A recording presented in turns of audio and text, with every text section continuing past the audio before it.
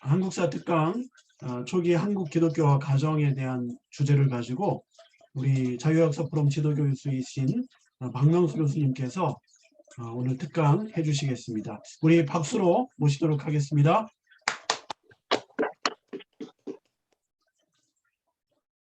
저기 화면 공유를 할까요? 예, 해주시죠. 예.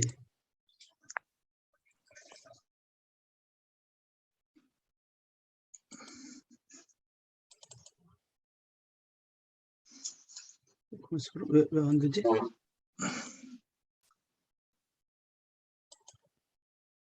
아닌데? 여기 있구나. 어제 보입니까? 네. 잘 보입니다. 다른 분들 보여요? 예. 예. 오늘 제목은 놀라운 변화, 초기 한국 기독교와 가정이라고 하는 제목입니다. 지금까지 상당히 복잡한 정치적인 그런 그 사건에 대해서 많은 얘기를 했는데 5월이 가정의 달이고 그래서 좀 은혜스럽고 우리가 이해하기 쉽고 또 목사님들 또 설교하는데 또 도움이 될 만한 그런 자료들을 오늘 말씀을 드리려고 합니다.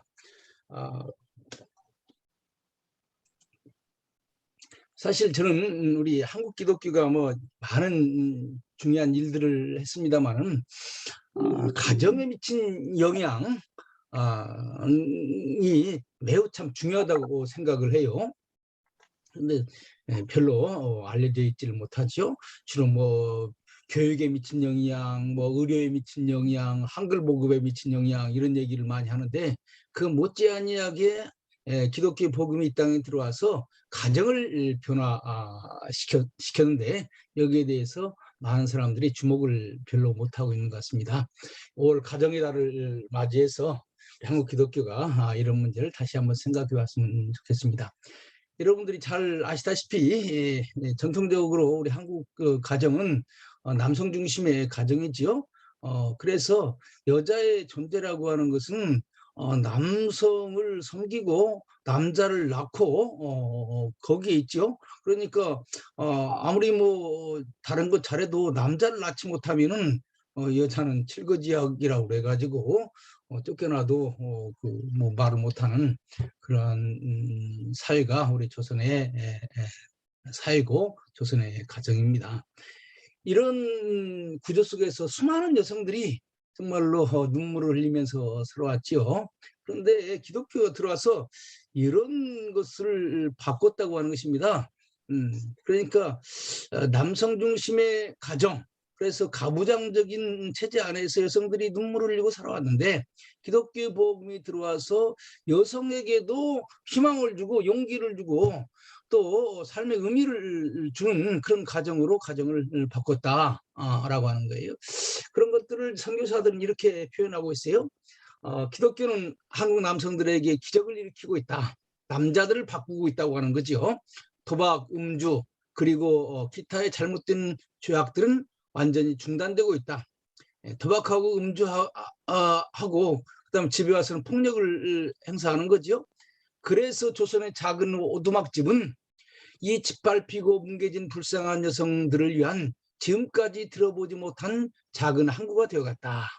지금까지 조선의 오두막집을 지나다니면서 선교사들이 보면은 정말로 여성들이 울고 남편에게 구타당하고 하는 그런 슬픈 이야기들이 있었는데 이제는 다른 집이 되어가고 있다고 하는 거예요. 그래서 지금까지 들어보지 못한 작은 항구가 되어가고 있다. 작은 오두막집이 바꿔져서 행복의 작은 그 센터가 되어가고 있다고 하는 거죠. 한국 여성들은 이런 발전을 꿈꿔보지 못했다.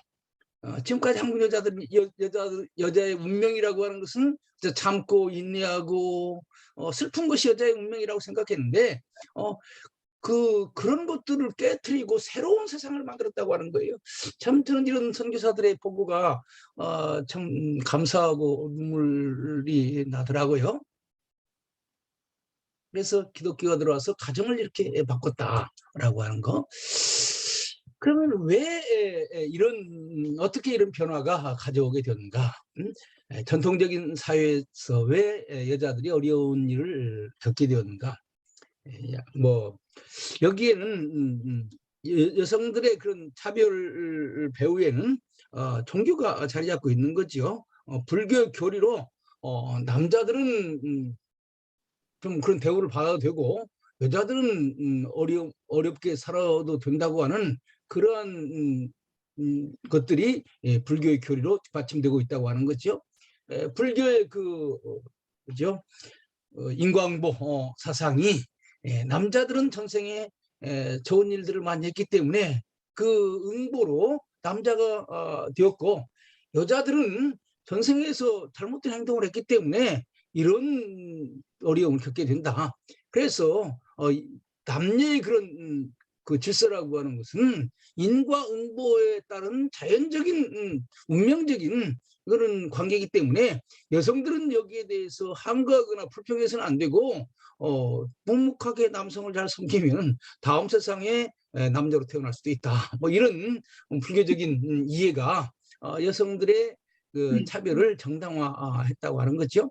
유교도 마찬가지죠. 유교의 가장 기본적인 윤리가 모든 사물에는 격이 있고 격을 따라서 행동하는 격물치지라고 하는 격을 따라서 행동한다고 하는 것이 유교의 가장 기본적인 윤리인데 그래서 남자의 격과 여자의 격이 달라서 남자의 격이라고 하는 것은 위에 있는 것이고 여자의 격이라고 하는 것은 아래에 있는 것이고 남자의 격이라고 하는 것은 앞서가는 것이고 여자의 격이라고 하는 것은 뒤따라가는 것이고 남자의 격이라고 하는 것은 말하는 것이고 여자의 격이라고 하는 것은 말을 순종하는 것이다. 뭐 이런 그 유교의 그 윤리의 그 근거에서 남녀의 차별을 정당화한 그런 그 이해를 가지고 있다고 하는 거죠. 그러면 기독교인들은 어떤 남녀가 안 돼요. 남녀라는 말을 내가 잘못 쓴 것 같으네요. 남녀 그렇게 써야 되는데 남녀 잘못 썼습니다. 기독교인의 기독교의 남녀관은 어떠냐? 남자 여자 관계없이 다 하나님의 형상을 따라서 지음받았다. 창세기 1장에 보면 하나님이 남자와 여자를 다 하나님의 형상으로 만들었다. 이렇게 말씀하고 있죠. 그런데 사실은 죄가 들어옴으로 말미암아 사실 남자는 지배하는 위치에 섰고 여자는 지배를 당하는 위치에 섰다. 이게 창세기 3장에 나오는 거죠. 그 이전에는 뭐 남녀가 다 같은 하나님 형상에 있습니다. 죄로 말미암아 남녀의 그 구별이 생겼습니다. 혹은 상하가 생겼습니다. 그런데 사실 그리스도의 보혈로 예수님의 보혈로 남자건 여자건 다 똑같이 구원을 받기 때문에 사실은 다 같은 거죠. 그리고 성령의 능력으로 성령의 역사로 인해서 남녀는 구별이 없이 다 똑같은 하나님의 자녀라고 하는 거죠. 그래서 삼위일체적으로 하나님 형상을 따라서 혹은 그리스도의 보혈로 성령의 능력으로 남자 여자 구별 없이 그 한 형제고 자매가 되어서 같은 위치를 가지고 있다. 물론 성경에도 남녀의 차별을 암시하는 구절들이 많습니다만은 전체적인 성서의 그 구조를 본다면은 하나님께서 남녀를 동등하게 창조하셨고 타락으로 인해서 남녀의 차별이 있고 남성 지배가 있었지만은 그리스도 안에서 이것을 극복해야 되고 성령께서 임재하셨을 때는 남종과 여종에게 내가 말세는 하나님의 영을 부어주신다고 그래서 남자와 여자가 다 같이 하나님의 일을 하는 그런 존재로 성경 우리에게 설명을 해주고 있습니다. 그래서 이런 유교와 우리 기독교를 비교해 보면은 여성의 위치가 얼마큼 달라졌는가 하는 것을 알 수 있습니다. 유교의 가장 중요한 행사는 제사인데 제사에는 남자만 참석하지 여자들은 참석하지 않습니다. 그래서 여자들은 실컷 남자들을 위해서 제물을 만들어 오고 다 준비를 하지만은 실질적으로 제사에 참여해서 절하고 하는 제사 행위에는 가담을 하지 못하고 있거든요. 그런데 교회에는 다 똑같이 남자 여자 다 똑같이 가서 예배를 드릴 수 있다고요? 저는 이 예배당에 남자와 여자가 다 같이 앉아서 예배를 드릴 수 있다고 하는 이 한 가지만 보더라도 유교에서 오는 여성과 우리 기독교에서 오는 여성의 차이가 있다. 그래서 어떻게 보면 유교적인 전통에서는 여자들은 축구라고 이러고는 제사에 참여하지를 못하는데 그 교회에서는 여자들도 남자와 똑같이 교회 와가지고 콘서트를 찬송하고 기도할 수 있다라고 하는 것, 이 한 가지만 보더라도 기독교가 그 여성들의 존재를 인정하고 있다라고 하는 것을 알 수가 있는 거죠. 옥스라고 하는 선교사가 있습니다. 이분이 성결계 선교사인데 이분은 이렇게 얘기했어요. 한국에는 남녀가 함께 식사와 교제를 나누는 패밀리라고 하는 개념이 없다. 그래서 서양에서는 식당이나 거실에서 남녀가 대등하게 앉아서 대화도 하고 식사도 하고 그러는데 한국 집을 가보니까 남자들이 사는 사랑채라고 하는 공간과 그다음에 여자들이 사는 안채라고 하는 공간이 따로 있고 그냥 밥 먹을 때나 같이 만나고 잠잘 때나 같이 자는 거지 생활 공간은 완전히 달라요. 그래서 한국 단어에는 서양에서 말하는 패밀리라고 하는 개념, 남자와 여자가 서로 대화하면서 아기자기하게 서로 교제를 하는 혹은 서로 사랑을 나눌 수 있는 그러한 공간이 한국에는 없다. 그래서 패밀리라고 하는 단어가 한국에 있는가? 이런 질문을 하고 있더라고요.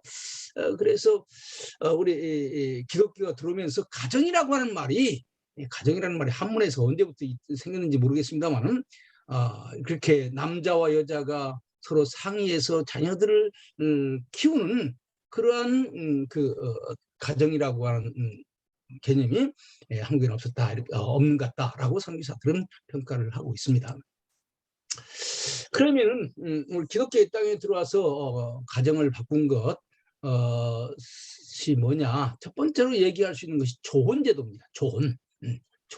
이 조혼이 문제의 근원이더라고요. 그래서 이 조혼을 없앤 것, 그래서 없애야 될 습관이 있는데 그것이 조혼이라고 하는 거죠. 그 선교사들이 이거 다 선교사들의 자료를 가지고 제가 쓴 겁니다. 선교사들의 보고서에 보면 여인의 삶은 2번 후회할 때가 있다.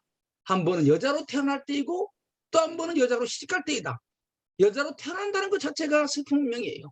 그래서 많은 조선의 여성들이 이제 아이를 잉태하고 나서 아이를 해산하고 나서 남편들에게 물어보는 거예요. 다 그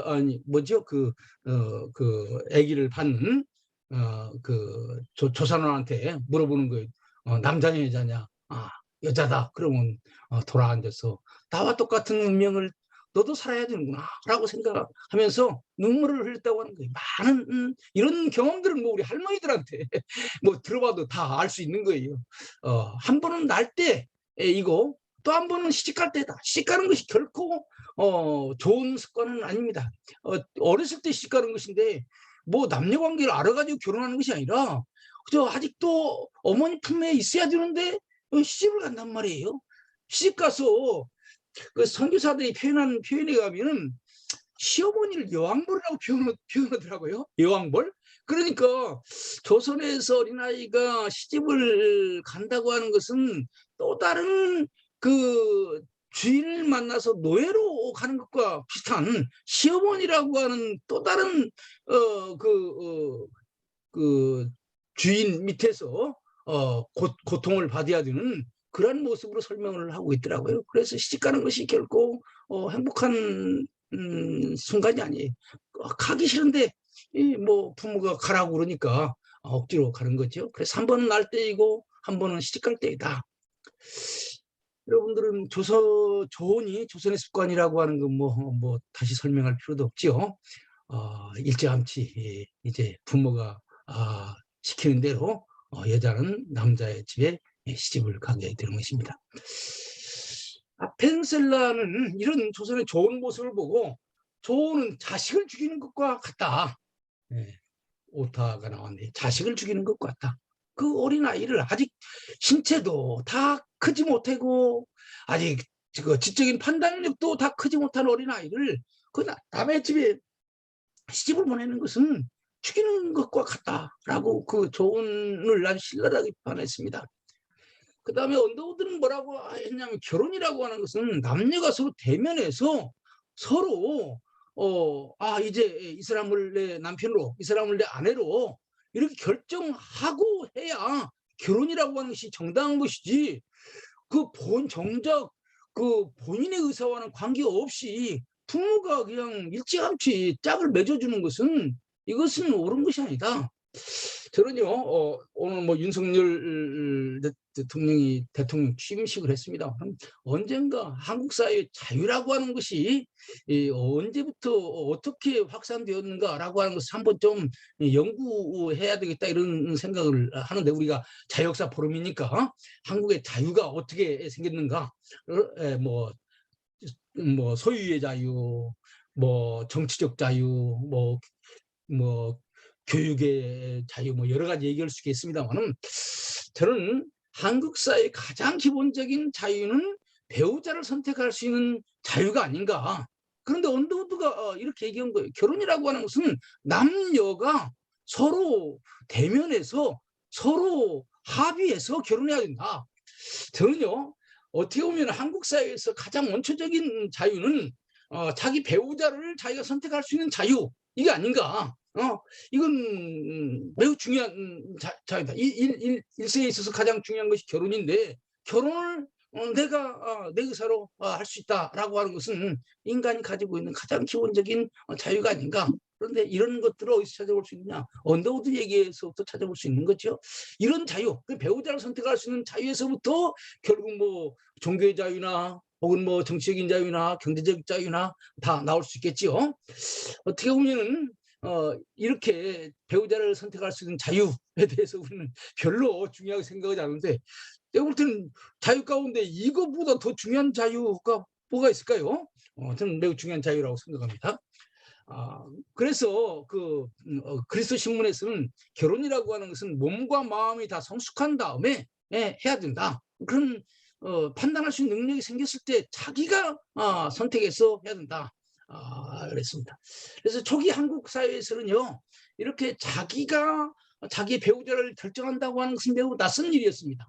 김점동과 박유신의 결혼이 있는데, 김점동은 한국 최초의 여자 의사입니다. 이 사람이 미국 가서 잔스 홉킨스에서 의학을 공부하고 의사가 되는데, 사실 김점동은 약간 그래도 서울에서 좀 생활력이 있는, 뭐 아주 부자는 아니지만 그래도 먹고 살 수 있는 그런 집이고, 그러니까 뭐 여자를 간호사로 만들 수 있겠죠. 박유신은 아주 가난한 남자입니다. 그런데 부모는 이 김점동을 부잣집으로 결혼시키려고 그랬어요. 그런데 김점동은 예수 믿은 다음에 결혼은 내가 선택하는 것이고, 그 다음에 하나님 믿는 사람과 결혼하고 싶다. 부모가 내 배우자를 선택하는 것이 아니라 내가 내 배우자를 선택한다. 그래서 가난한 박유신을 자기의 배우자로 선택을 했어요. 이것은 결혼이라고 하는 것이 부모의 결정권이 아니라 나의 결정이다라고 생각한 최초의 사례 중에 하나로 그 예시가 되고 있습니다. 사실 그 뒤에 이제 김점동과 박유신의 스토리는 참 아름다운 스토리가 있어요. 뒤에 좀 더 얘기를 하겠습니다. 한국의 최초의 여자 의사의 결혼은 부모에 의해서 이루어진 것이 아니라 자기가 선택한 자기 배우자였고, 사실 그 배우자인 남편이 사실 그 아내를 위해서 자기의 삶 전체를 바쳤다고요. 뒤에 다시 얘기를 하겠습니다. 그런데 아마 1920년대 후반까지도 다 부모가 짝지어주는 것이다, 이렇게 생각을 한 것 같아요. 그래서 이제 1928년에 베르나르디라고 하는 선교사가 이런 기록을 남기고 있어요. 신랑과 신부는 결혼식 전에 한 번 만났고 결혼에 동의했다. 얼굴 보고 자기들이 결정했다고 하는 거죠. 둘 다 성년기에 이른 사람들로 신랑은 22살이고 신부는 20살이다. 이러한 결혼은 교회 내에서는 조금 이상스러웠고 교회 밖에서는 들어볼 수도 없는 것이었다. 그러니까 자기들이 만나서 자기 배우자를 선택했다고 하는 것은 아직 1928년 교회에서도 낯선 것이었고 교회 밖에서는 들어볼 수 없는 것이었다. 나는 교회 내 젊은 처녀들이 완전한 성년기에 들어선 후에 결혼하는 것이 여성들에게 엄청나게 큰 이익이 온다고 하는 것을 교회 내 처녀들에게 알려줌으로써 점점 감사하다고 하는 인사를 받게 되었다. 그러니까 그 선교사들은 생각할 때요, 아직 결혼할 나이도 안 된 어린 미성숙한 아이가 남의 집으로 시가서 그 성장도 제대로 되지 못하고 며느리로 살아가야 된다고 하는 것에 대해서 선교사들이 마음이 매우 그 애처로웠던 것 같아요. 그런데 이제 어느 정도 나이가 먹어서 결혼할 나이가 돼서 결혼해야 된다고 하는 선교사들의 가르침에 대해서 그 많은 사람들이 감사하다고 하는 그런 인사를 한다고 하는 거죠. 조언과 가족에 대한 책임을 일찍이 떠맡음으로써 조선 여성들의 완전한 성장에 큰 장애가 됐다. 아직 크기도 전에 너무 무거운 짐을 져줬다고 하는 거죠. 시어머니라고 하는 짐, 남편이라고 하는 짐, 너무 무거운 짐을 졌다고 하는 거죠. 이제 충분한 교육도 받게 되고 육체적으로도 성숙해지고 다른 면에서도 결혼에 적합하게 되었다. 이것을 보고 이 베르나하이젤 선교사가 마음 흐뭇했던 거예요. 참 어떻게 보면 그 어려운 나라에 가서 선교하는 선교사들만이 맛볼 수 있는 행복이라고 생각을 합니다. 우리 성결교회에서도 헌법에 이렇게 돼 있어요. 성결교회는 국법으로 제정된 법률을 쫓아 남자는 18세, 여자는 17세가 될 때에 행하는 혼인을 행하고 조혼의 학습을 멀리할지니라. 그러니까 교회 자체가 조혼을 하지 못하도록 하고 조혼 제도를 폐기하는데 앞장섰다고 하는 거죠. 이 조혼 제도를 한국 교회가 없애려고 노력했다라고 하는 것은 매우 중요한 거라고 생각합니다. 그 다음에 두 번째는 부부관계, 예? 부부관계. 예. 이 문제를 또 이제 한국 교회는 고치는데 노력을 한 거죠. 상하 관계로 되어 있는 부부관계를 이제 서로 협조하고 서로 돕는, 서로 이해하는 관계로 바꿨다고 하는 것입니다. 부부관계를 한국 기독교가 고쳤다고 하는 거예요. 전통적인 남녀관계는 남자는 아내를 지배함으로 명예를 얻고 여자는 남편에게 순종함으로 명예를 얻는다. 그러니까 남자는 여자 앞에서 큰 소리를 치는 것이 아주 명예스러운 일이고 여자는 남자에게 순종하는 것이 명예스럽다고 하는 거예요. 재밌는 것은요, 선교사들이 조선 여성으로부터 들은 얘기들을 다 모아가지고 자기 나라에 보고한 보고서에 담겨져 있는 내용입니다. 어떤 여자들은요, 결혼 후에 맨 3, 4년까지 아내의 목소리를 들어보지를 못했대요. 여자가 남자 앞에 한다고 하는 것 자체가 불미스러운 것이고 남편은 말하고 여자는 무조건 묵묵하게 예만 하면 되는 것이라고 생각해. 그래서 3년 동안 남편이 아내 목소리가 뭔지 예 소리만 들었지 그 밖에 얘기를 한 번도 들어본 적이 없는 그런 가정도 있다. 이런 얘기들을 선교사들은 하고 있어요. 물론 특수한 경우이긴 하지만은 남자 앞에서 여자는 침묵해야 된다고 하는 그런 것은 널리 알려졌던 얘기들입니다. 그러니까 조금 얘기하면 뭐 암탉이 울면은 뭐 집안이 망한다 이런 얘기를 많이 하잖아요. 그런데 사실은 암탉이 울어야 알도 낳고 그런 거 아닌가요? 어쨌든 뭐 여자들의 보이스를 오늘날은 이제 여자들이 너무 세가지고 겁이 납니다만은 옛날에는 여자들의 목소리가 너무 없었던 것 같아요. 그리스도 신문에 이런 기사가 나오고 있습니다. 부부관계가 인륜의 으뜸인데 이 세상의 모든 인간관계의 가장 기본적인 관계는 부부관계라고 하는 거예요. 그런데 조선사회에서는 아내를 대하는 자세가 친구관계보다도 못하고 심지어 노복보다도 못하다고 지적하면서 그러니까 부부관계 가장 중요한 관계인데 남자들이 친구들한테는 잘하는데 아내한테는 함부로 한다고 하는 거예요. 심지어 노복한테도 잘하는데 아내한테 잘못한다는 거예요. 그리고 서양 남자들이 아내를 사랑하는 것을 보면 서양 사람들은 모자라 가지고 저렇게 아내한테 쩔쩔맨다 이렇게 조롱을 한다고 그 그리스 신문에는 얘기를 하고 있어요. 그러면서 이제 초기 한국 교회에서는요 이 남녀 관계 부부관계를 정상화하는 캠페인을 많이 했더라고요. 그런데 모 선교사의 글을 읽어보면 이렇게 되어 있습니다. 시골 풍속은 부인들이 모두 밥 먹을 때 방에 앉아서 편히 먹지 못하고 부엌에 나가서 상에 흙상에 놓고 먹는 것과, 그러니까 밥 먹을 때 남자는 상에서 먹고 여자는 바닥에서 먹고, 혹은 남자는 방에서 먹고 여자는 부엌에서 먹고. 저 어렸을 때 이런 일 우리 집에서도 있었어요. 옛날 남자들은 밥상에서 먹고 여자들은 밥상 밑에서 먹고, 혹은 부엌대기라고 해서 여자들은 그냥 부엌에서 적당히 먹고, 이런 일들이 있었고, 또 이제 어느 습관에 있어서 남편은 아내에게 항상 낮춤말을 하고 아내는 항상 남편에게 높임말로 대답하는 것을 당연한 일로 한다.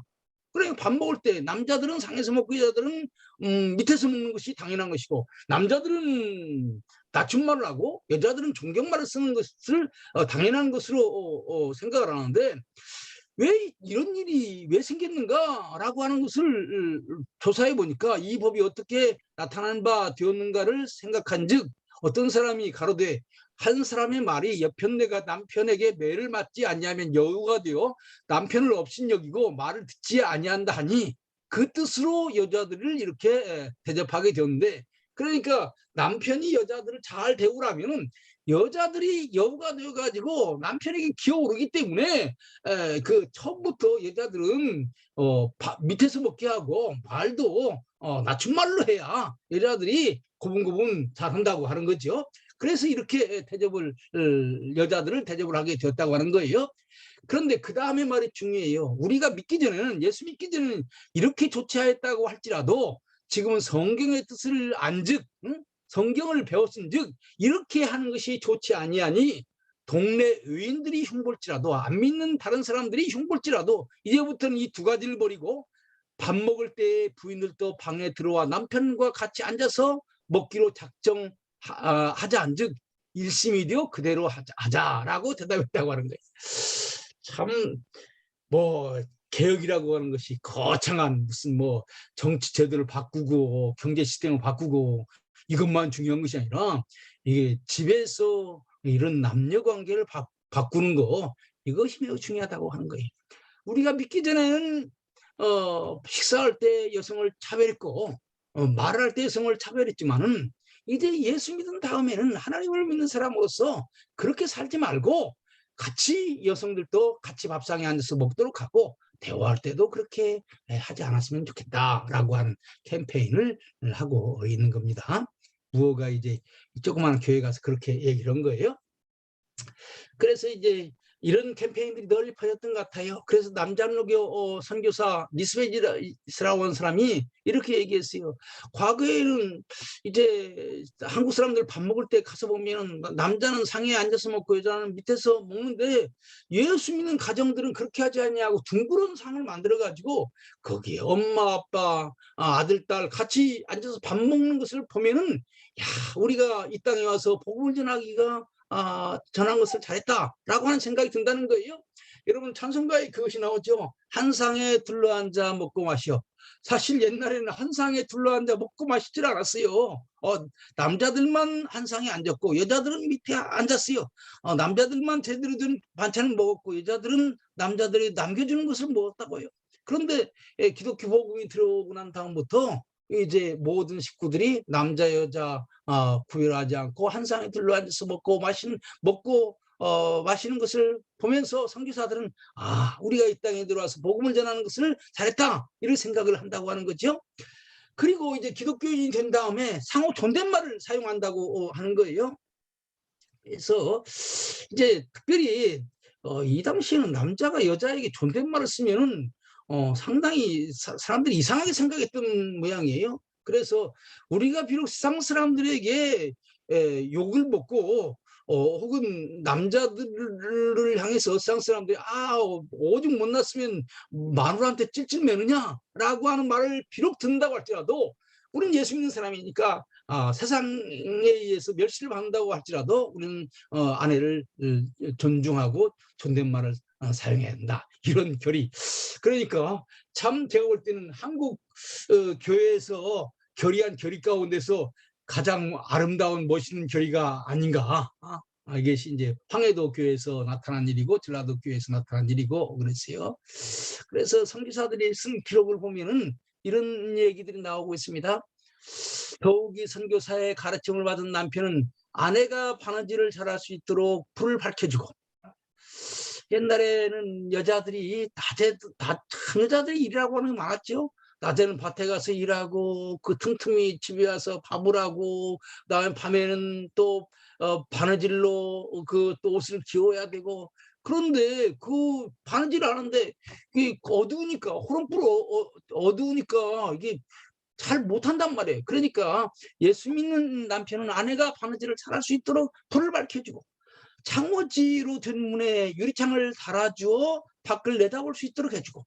그러니까 조선 여자들은 밖을 내다보기가 힘들었어요.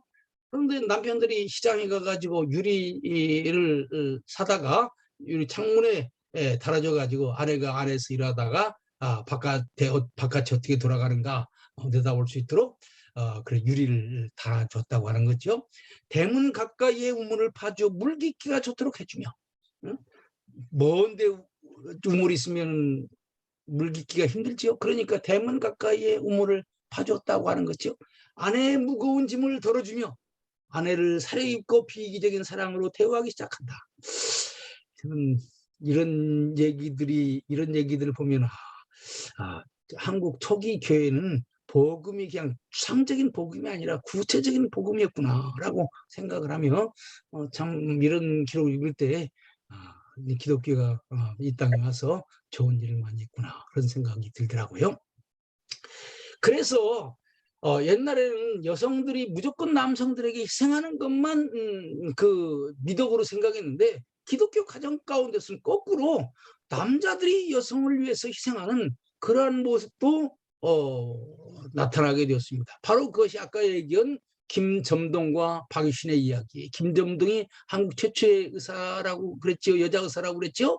사실 이 김점동과 박유신은, 김점동은 그 노제타 홀이라고 하는 여자 의사의 간호사였고, 박유신은 그의 남편인 선교사의 조사였습니다. 그런데 이제 청일전쟁 때에 남편 홀이 그 한국 사람들 치료하다가 본인이 병에 걸려가지고 죽었다고요. 그러니까 그 아내가 더 이상 한국에서 살기 힘들어가지고 다시 이제 미국으로 돌아갔어요. 돌아가면서 자기의 간호사였던 김점동과 그의 남편 박유신을 미국으로 데리고 간 거예요. 이 김점동은 똑똑한 여자였습니다. 그래서 그 당시에 이제 의대를 들어가려고 미국에서 이제 중고등학교를 다시 다 공부를 하는 거예요. 라틴어도 공부하고 뭐 기하도 공부하고 뭐 물리도 공부하고 그래 의대 들어갈 거 아니겠습니까? 그런데 이 아내가 공부할 수 있도록 이 뒤에서 뒷바라지라는 사람이 박유신이에요. 그래서 박유신은 식당에서 일하고 농장에서 일하고 그래서 죽으라고 열심히 일해서 아내가 공부할 수 있도록 그 학비를 댔다고요. 그래서 이제 아내가 잔스홉킨스에서 한국 최초의 여자 의사가 되었는데, 참 안타깝게도 너무 못 먹고 그 일을 많이 했기 때문에 박유신이 미국에서 목숨을 잃게 됩니다.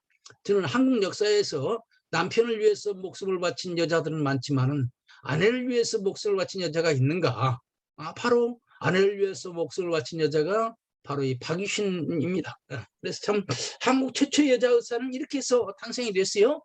그런데 이 김점동이 이제 의사가 면허를 받고 한국에 와가지고 이러다가 결국 또 이 김점동도 박마리아라고, 그래 남편 성을 따라서 이제 박마리아라고도 하는데, 이 여자도 결국 결핵으로 세상을 떠나고 말았습니다. 그래서 이 박유신도 결핵으로 떠나고 김점동도 결핵으로 떠나고, 그래서 이 사람들과 같이 했던 선교사, 그의 노제타 홀의 아들인데 닥터 홀의 조선 이야기라고 하는 그 조선일보에서 나온 그 번역해서 출판한 그 책을 보면은 이 사람들의 스토리가 자세히 나오는데, 그 한국 최초의 결핵병원이 해주에 있었습니다. 황해도 해주에 있었는데, 바로 이 결핵병원이 누구를 생각하면서 만들어진 병원이냐면은 바로 이 김점동과 박유신을 생각하면서 만들어진 병원이에요. 그래서 남편을 위해서 목숨을 바친 여자만 있는 것이 아니라 기독교인들 가운데 아내를 위해서 자기의 삶을 헌신한 여자도 있다. 그러니까 일방적으로 희생만 강요하는 그러한 남녀 관계가 아니라 상호 존중하는 그런 가정을 한국 기독교는 만들려고 했다. 이 점을 얘기를 하려고 하는 것입니다. 그 다음에 잘못된 관계, 축첩제도. 축첩제도 큰 문제죠. 조선의 가장 비극적인 제도가 축첩입니다. 왜 축첩제도가 생기느냐? 조언 때문에 생기는 거예요. 자기가 원하지 않는 여자와 결혼한 거예요. 자기는 이런 여자가 좋은데 부모가 물어보지도 않냐고 일방적으로 내 아내다 데려왔어요. 그런데 이 남자가 자라면서 보니까 자기 아내가 자기 마음에 들지 않아. 나는 이런 여자하고 살고 싶지 않아. 그럼 부모가 맺어준 여자를 버릴 수는 없잖아요. 그럼 그대로 놔두고 또 다시 자기가 원하는 여자들을 선택을 한다고요? 이게 축첩제도예요. 그래서 사실 좋은 제도가 없어져야 축첩제도도 없어지게 되는 거죠. 그래서 이 초기 한국 교회는요, 이 축첩제도를 갖고 많은 논란을 했습니다. 사실 아프리카 선교할 때, 중국 선교할 때 가장 큰 문제가 되는 것 가운데 하나가 이 축첩제도입니다. 그래서 사실 아프리카에서는 축첩제도를 그냥 용인하는 그런 선교단체들도 많아요. 한국에서도 이 축첩제도를 용인해야 된다. 구약 보면은 아브라함도 뭐 있지 않았느냐. 그러니까 조선은 특수한 상황이니까 좀 용인해야 된다. 이렇게 주장하는 사람도 있었지만은 대부분의 선교사들은 일부일처제가 원래 하나님께서 만들어 놓은 창조 질서다. 따라서 우리는 일부일처제를 주장해야 된다. 이렇게 해가지고 일부일처제를 교회의 법으로 만들었습니다. 그렇게 하다 보니까 축첩한 사람들에게 세례를 줄 수가 없어요. 그래서 이제 교회에 많은 문제가 생깁니다. 사실 저기 한국교회사에 나와 있는 가장 짠한 스토리들이 이 축첩제도를 교회가 폐기했기 때문에 첩제도를 인정하지 않았기 때문에 생기는 문제들이 많이 있습니다. 그 몇 가지 케이스를 얘기를 하면요. 먼저 전라도에 김영진 장로라는 사람이 있어요. 이 사람이 서울 사람인데 목포에 가서 장사를 했습니다. 장사가 잘 됐어요. 서울에 본부인 있고 목포에 이제 장사가 잘 되고 그러니까 자기 마음에 맞는 똑똑하고 예쁜 여자를 첩으로 삼았다고요. 그런데 이제 아내가 이제 장에 가가지고 선교사들이 전도지를 전하는 것을 받아왔어요. 재밌는 것은요. 남편보다도 아내가 먼저 복음을 받으래요. 첩은 전통과 별로 관계없습니다. 보면은요, 본부인은 유교적인 질서를 좋아해요. 왜냐하면 유교적인 질서에 있어야 자기 위치가 있거든요. 역시 말하자면 가정의 본부인으로서 자격이 유교적인 질서에 의해서 보장되는 거예요. 첩은 그런 유교와는 관계가 없어요. 그렇기 때문에 새로운 문물을 좋아한다고요. 그러니까 서양식의 옷도 좋아하고 화장도 좋아하고 그런데 서양 사람들이 전해주는 전도지가 주어지니 그걸 와서 열심히 읽었다고요. 그리고 보니까 뭐 좋은 것 같아. 그래서 남편과 같이 우리 한번 새로운 종교가 왔다니 가서 이 예수를 믿어보자. 그래가지고 남편도 이제 같이 따라가가지고 교회를 다니기 시작했어요. 교회 다니니까 좋거든요. 또 여러 가지 새로운 것을 많이 배우게 됩니다. 그래서 이제는 세례를 받았으면 좋겠다. 이렇게 하고 이 부부가 목사님을 찾아갔어요. 목사님, 하나님을 믿기를 원합니다. 세례를 주세요. 그렇게 얘기하니까 목사님 뜻밖의 얘기를 하는 거예요. 교회는 첩이 있는 사람들한테는 세례를 줄 수 없다. 세례를 받으려면 첩 관계를 정리해야 된다. 첩이 있는 남자에게 세례를 줄 수도 없고 첩살이라는 여자에게 세례를 줄 수 없다. 이렇게 얘기를 하는 거예요. 이 두 부부가 그때부터 고민이 되는 거예요. 그래서 맨날 며칠 같이 기도하면서 어떻게 해야 될까? 그런데 여기에서 내린 결론은 우리 결혼이라고 하는 것은 우리가 맺은 것이고 하나님을 믿는 것은 우리의 영생의 문제니까 하나님을 믿는 것이 더 중요하다. 하나님께서 축첩을 잘못된 것이라고 한다면 우리가 그 말씀에 순종해야 된다. 이렇게 얘기를 하고 이제 헤어지기로 작정을 했습니다. 남편은 자기의 재산의 많은 것을 아내에게 줬고 그렇게 했어요. 그리고 선교사님한테 가서 헤어졌다고 그리고 이제 세례를 달라고 해서 세례를 받았습니다.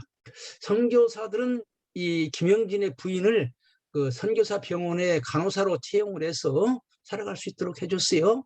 그런데 이제 그 집안에서 난리가 난 거예요. 첩으로 데려갈 때는 끝까지 잘 보살피겠다고 첩으로 데려갔는데 이제 첩을 내쫓다니, 그래가지고 뭐 그 부인의 집에서 김영진한테 와가지고 행패도 부리고 그랬어요. 원래 목포에서 이제 김영진 예수를 믿게 되었는데 더 이상 목포에 살 수가 없어요. 그래서 여수로 왔습니다. 그래서 여수 지방에 이제 장로교의 남장로교 선교 가운데서 여수가 제일 늦게 미션 스테이션이 만들어졌는데, 미션 스테이션이 그쪽으로 옮겨가면서 이제 김영진이 또 여수로 옮겨가면서 그 지역의 최초의 장로가 되었습니다. 그래서 참 눈물 나는 것은 김영진이 한 번도 목포를 방문하지 않았대요. 왜 그러냐? 목포로 가면은 혹시 사람들이 옛날 헤어졌던 첩을 만나기 위해서 간 것이 아니냐, 이런 소문이 날까 봐 가지고 목포를 한 번도 안 갔다고 그럽니다. 이런 얘기들이 많아요. 황해도의 김서방의 사랑 이야기도 그런 케이스입니다. 이건 다음에 얘기하겠습니다. 우리 성결기에 보면 춘천도 부의 김성기라고 하는 사람이 있는데 이 사람은 왕족이에요. 그런데 조선 왕조가 이제 무너지게 되니까 세상이 원망이 되고 왕족으로서의 그런 신분이 무너지게 되니까 매일 술 먹고 그러다가 첩이 그러지 말고 교회에 다니자고, 대부분이 첩이 먼저 전도를 해요. 그래서 김성기가 교회를 다니기 시작을 했습니다. 그런데 우리 성결교회에서도 마찬가지예요. 첩에게 세례를 줄 수 없다 이렇게 얘기를 하니까 김성기가 그러면 우리 관계를 정리해야 된다. 그래가지고 우리 동양선교회에서 김성기의 부인을 우리 경성성서학원, 지금 서울신학대학이죠, 경성성서학원의 여자 학생으로서 공부할 수 있도록 해줬어요. 그런데 김성기는 델트벌에는 막 믿음이 불타가지고 그렇게 했는데 좀 나가면서 그 여자가 너무 그리운 거예요. 그리고 자식도 있고 정도 많이 들었기 때문에 그렇게 헤어지면서 하긴 어렵다. 그래가지고 김성기를 그 첩을 다시 불러왔어요. 그러자 이 부여의 그 무슨 교회더라? 갑자기 생각이 안 납니다. 저기 그 부여의 부여 옆에 있는 교회인데 아주 역사가 오래된 교회입니다. 성결교회에서 오래된 교회인데, 규암교회 맞았어요. 예, 제가 요즘 성결교회사를 안 가르치니까 금방 잊어버리네. 규암교회, 예, 규암교회에서 그때 이명직 목사님이 규암교회의 담임 목사였습니다. 담임 전사였어요. 아직 목사 안 됐어요. 예, 예. 그렇게 첩하고 같이 사는 사람을 교회에서 용납할 수 없다. 그래서 교회에서 출교 조치를 했습니다.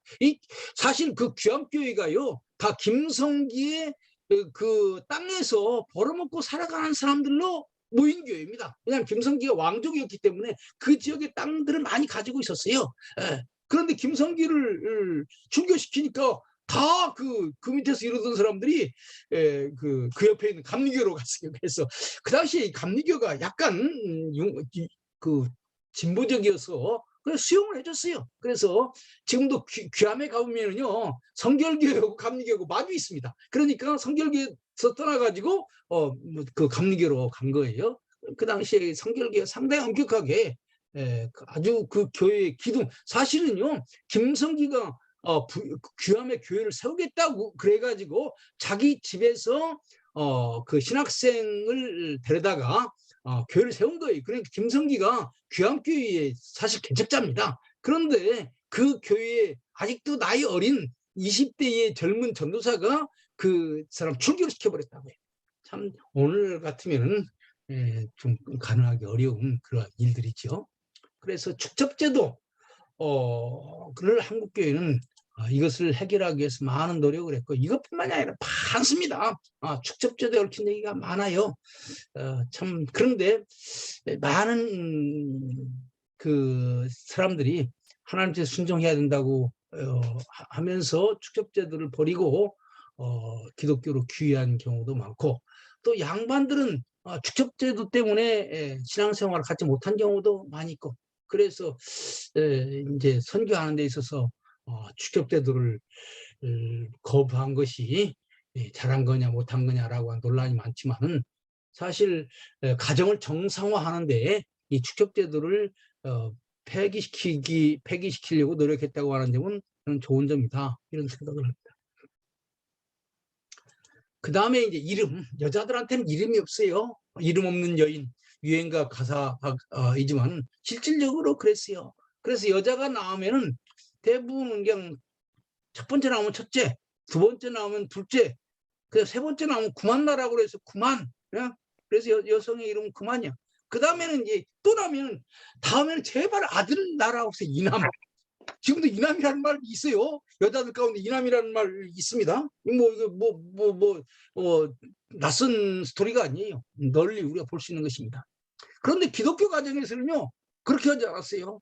아니, 하나님께서 남자를 주셨건 여자를 주셨건 다 하나님께 주신 법에다. 그래서 여자아이가 첫 번째 나오면 큰 법에, 그 다음에 둘째 아이가 나오면 빛난 법에, 셋째도 또 여자면 뭐 첫째는 큰 법에, 둘째 나오면 빛난 법에, 셋째가 또 딸이면 뭐 귀한 법에, 이런 식으로 법에라는 말로 바꿨어요. 그래서 예수 믿는 집의 딸 이름하고 예수 믿지 않는 집의 딸 이름이 달라요.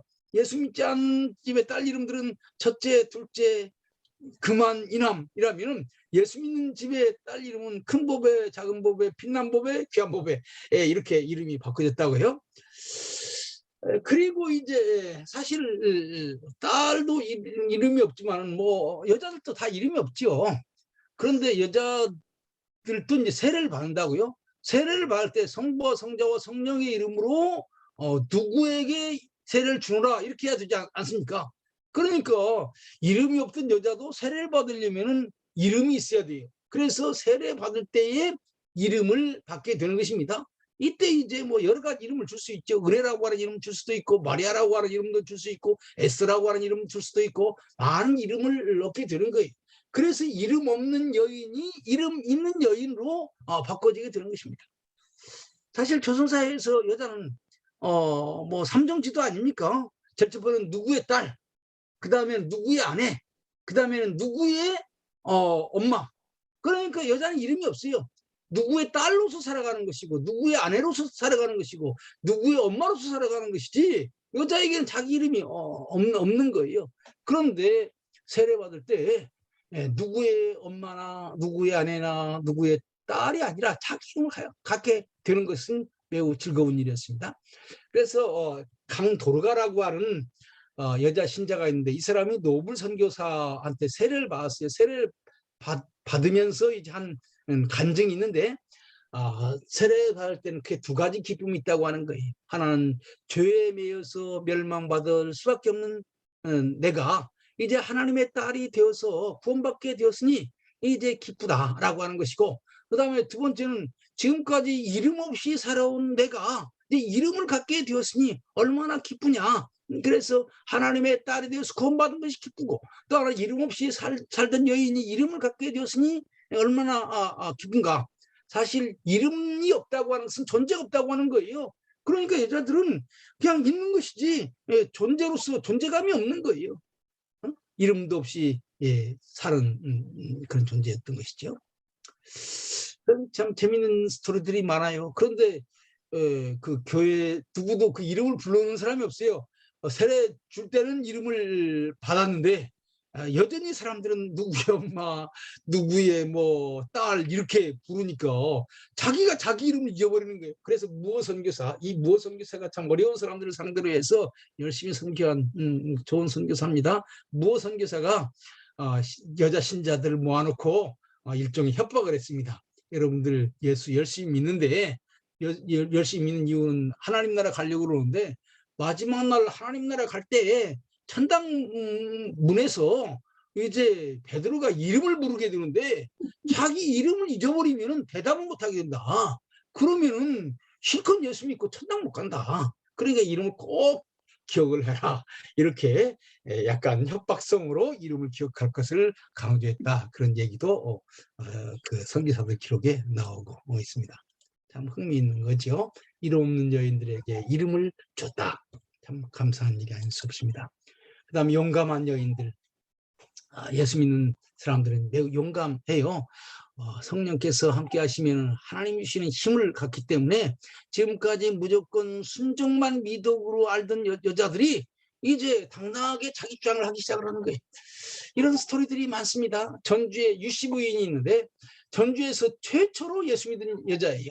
그런데 이 전주에 이제 테이트 부인이라고 하는 여자 선교사가 와서 선교를 하기 시작했어요. 그런데 이제 여자들 호기심이 많잖아요. 그래서 뭐 참 초기 보면은요, 평양에도 선교사들이 오면은요, 그렇게 정부가 선교 서양 사람들하고 만나지 말라고 그래도 그 낯선 사람을 보고 싶은 그 욕망은 그걸 참을 수가 없어요.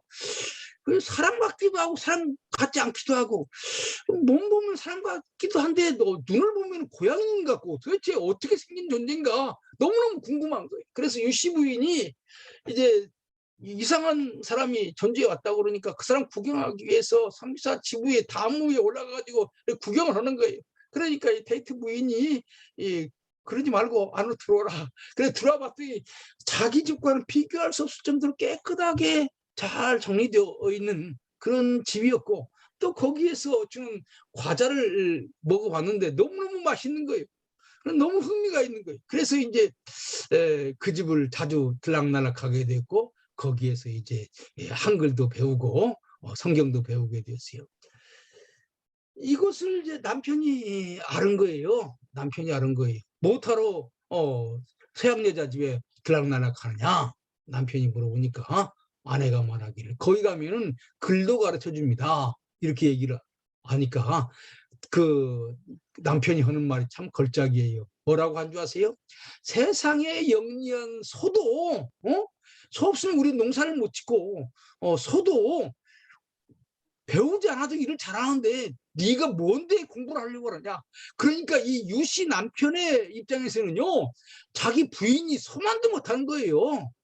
소 없으면 농사를 못 짓는데 부인 없으면 뭐 딴 여자 얻으면 되지 뭐 이런 생각을 했던 것 같아요.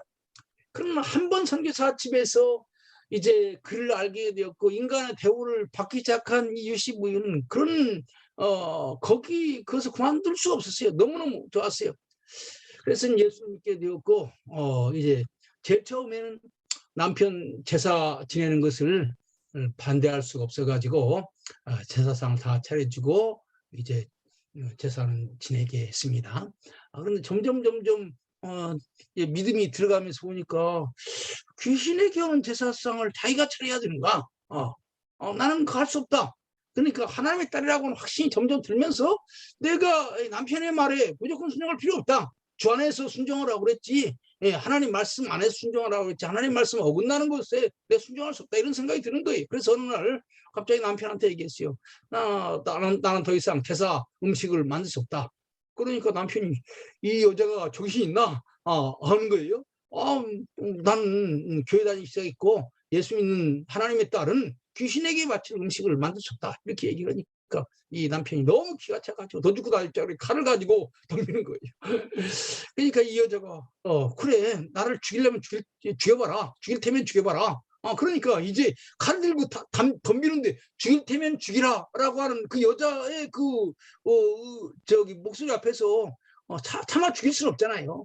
그래서 결국 그 남편이 굴복을 하고 같이 예수를 믿었다. 그러니까 예수를 믿게 되면 하나님의 딸이라고 하나. 나는 하나님의 딸이기 때문에 나는 누구에게도 당당할 수 있다라고 하는 자의식.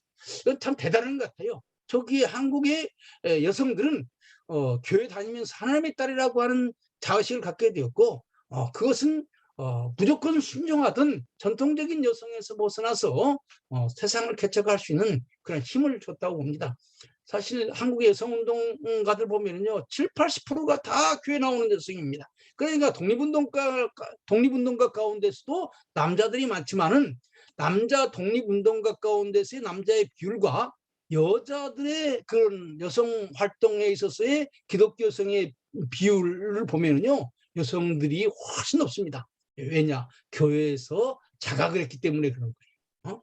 유명한 여성 운동가들은 거의 다 80% 이상이 교회에서 자란 사람들이에요. 그것은 기독교가 여성의 위치를 인정해 줬기 때문에 그런 거죠. 이기풍 목사의 아내의 스토리도요. 매우 당당한 스토리입니다. 이기풍의 아내는요, 원래 부잣집에 첩으로 팔려갔었습니다. 부잣집에 첩으로 팔려갔어요. 그런데 첩생활을 하면서 예수를 믿게 된 거예요. 그러니까 더 이상 첩생활을 하기가 싫어. 그리고 남자의 말에 그렇게 고분고분하기가 싫어. 그런데 이제 시어머니가 막 뭐라 그러는 거예요. 첩으로 들어왔으면 남편 말 잘 듣고 그래야지 왜 말 안 듣고 네가 네 주장을 하느냐. 그러니까 이 이기풍의 아내가 아마 출애굽기를 읽은 모양이에요. 이렇게 말했습니다. 나는 하나님의 딸이다. 하나님의 딸을 괴롭히면은 구약성경에 보면은 하나님께 진노하신다고 그랬다. 만일에 당신이 나를 괴롭히면은 하나님께서 당신의 아들을 그냥 내버려 두지 않을 것이다. 옛날 여자들한테는요, 아들을 그냥 놔두지 않는다라고 하는 것은요, 매우 큰 협박이었습니다. 가만히 보니까 이 여자가 무서운 여자야. 잘못하다가는 우리 아들이 이 여자 때문에 문제가 생길 것 같다.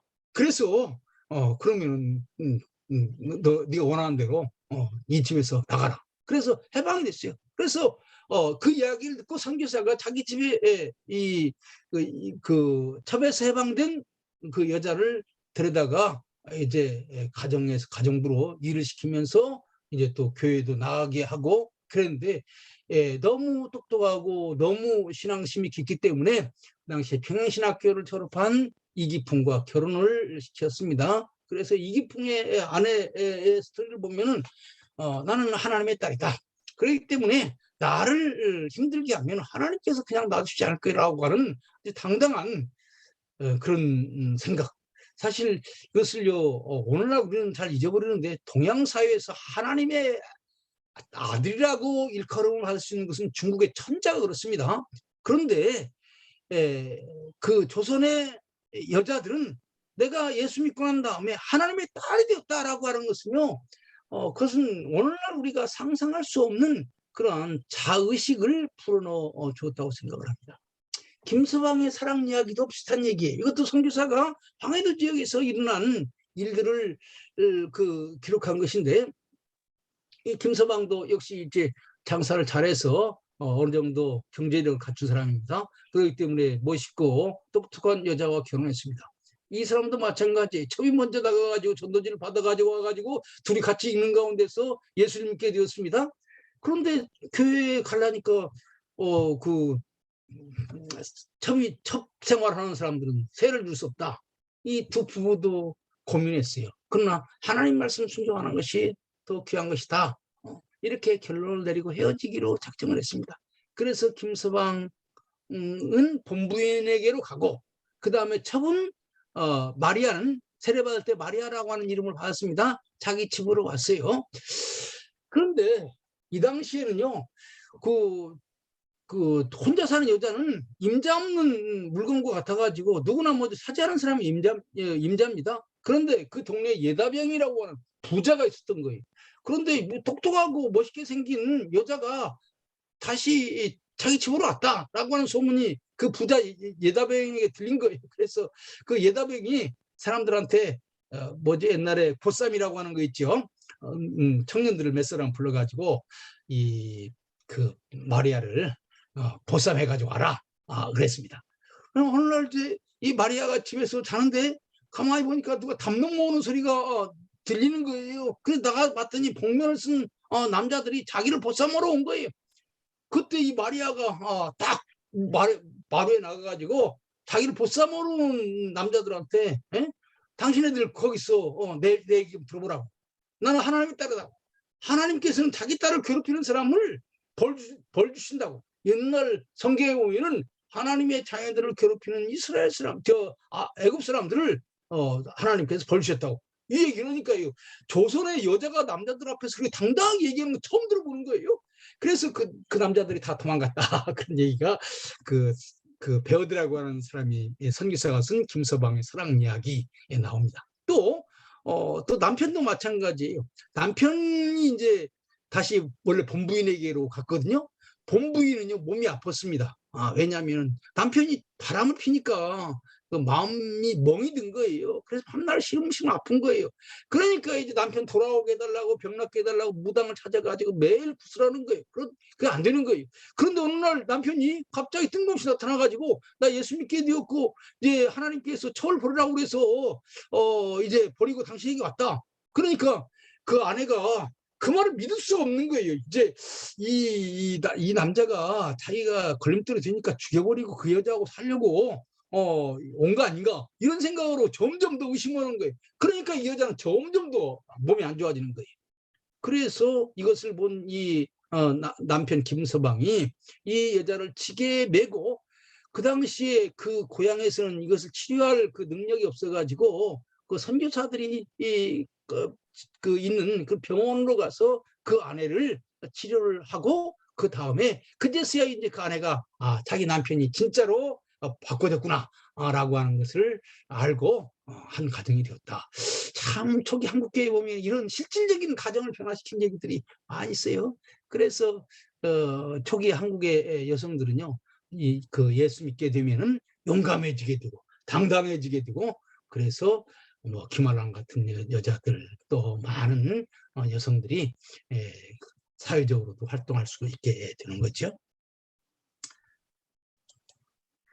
그다음에 이제 이것은 노블이라고 하는 사람이 쓴 그 소설인데 실질적으로 평안도 지역에서 있었던 그 내용을 만드는 것입니다. 이화의 사랑 이야기라고 하는 것인데 양반집 아들과 부잣집 여종이 서로 사랑하게 되었습니다. 그런데 이 여종이 예수를 믿게 되었어요. 그런데 이제 그때 마침 동학난이 일어나가지고 서로 사랑을 하지만은 아직 결혼을 하지는 않았는데 동학난으로 인해서 서로 헤어졌습니다. 그리고 다시 만났어요. 그리고 이 두 사람이 서로 결혼을 했습니다. 양반집 아들과 부잣집 여종, 아직 여종인데 몰래 결혼한 거라고요. 교회 가서 결혼을 했어요. 아직 여전히 신부는 부잣집의 여종이었습니다. 이때부터 이제 고민이 되는 거예요. 신부는 여종인데 이제 양반집 아들과 결혼했으니 이 문제를 어떻게 해야 되느냐. 그렇다고 해서 이제 도망쳐 나오게 되면요, 옛날에 여종이 도망쳐 나오면 그것은 법적으로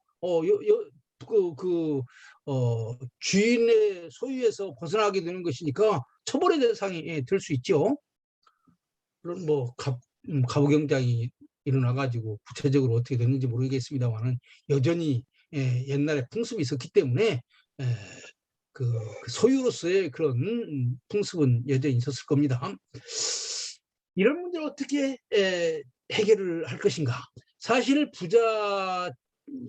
부잣집 주인은요, 이 여종이 이화라고 하는 이 여종이 너무 똑똑하고 귀엽게 생겼기 때문에 잘 키워가지고 자기 첩으로 만들려고 그랬어요. 그런데 자기 허락도 안 받고 다른 남자하고 결혼했다 하는 소문을 들었을 때 이 주인은 매우 노발대발을 했습니다. 이 여종에 대한 소유권은 부자에게 있는 거. 이럴 때 이 이화가 어떻게 했는가? 그냥 도망가서 이 남자와 살 수가 있어요. 그러나 나는 하나님 믿는 사람인데, 그리고 법적으로 내 소유권이 내 주인에게 있는데 이렇게 하는 것은 하나님 믿는 사람으로서 할 소리가 아니다. 그럼 어떻게 해야 될까? 주인을 찾아가서 사초지종을 말할 수밖에 없다. 내가 이제 당신 허락을 받지 못하고 이렇게 결혼을 했으니 잘못된 것입니다. 그러나 나는 그 사람을 사랑합니다. 이렇게 얘기를 해야 되겠다. 이렇게 생각을 했어요. 이것이 바로 이화의 결정이었어요. 주인에게 말하고 그의 처분을 기다리는 거예요. 그러자 그 주인은 이화에게 십자가 문신을 그리고 너는 내 종이다 라고 한 그 표시를 만들었습니다. 그리고 결국 이제 이 주인은 이화를 가두고 이화를 결국 죽였어요. 왜냐하면 자기 허락도 받지 않고 다른 사람하고 결혼했으니 그것은 잘못된 것이다. 그래서 죽임을 당했습니다. 그리고 이제 이것은 뭐냐면 법을 파괴함으로써가 아니라 법의 희생자가 됨으로써 법을 고치려 했다. 이렇게 그 이와의 사랑 이야기를 말하고 있어요. 어떻게 보면은 좀 너무 소극적인 그러한 것인지도 몰라요. 주인의 손에 의해서 죽임을 당함으로써 그 여자를 종으로 삼고 그 종을 마음대로 하고 있는 것이 얼마큼 잘못된 것이라고 하는 것을 알림으로써 이런 잘못된 제도를 고치려고 하는, 어떻게 보면 예수님께서 십자가에 달려 죽으심으로써 악을 드러나게 하고 그 악의 세력을 파괴한 것처럼 주인에 의해서 억울하게 죽임을 당함으로써 이 제도 자체가 틀렸다고 하는 것을 온 세상에 알리려고 하는 그러한 모습을 노블 선교사는 보여주고 있습니다. 그러니까 한국의 선교사들은 구제도가 잘못되었다고 하는 것을 알지만은 그것을 혁명이라고 하는 수단을 통해서 해결하기보다는 십자가라고 하는 희생을 통해서 해결하기를 원한 것이죠. 오늘날 우리 입장에서 본다면은 너무 이상적인 그런 해결책이 아닌지 모르겠어요. 그래서 이와의 사랑 이야기의 제일 마지막 부분을 보면은 원수 갚는 것은 나의 몫이 아니라고 주님께서 말씀하셨습니다. 라고 이와가 말했습니다. 그리고 죽어가면서 남긴 마지막 말은 십자가, 서방님, 이 두 마디였습니다.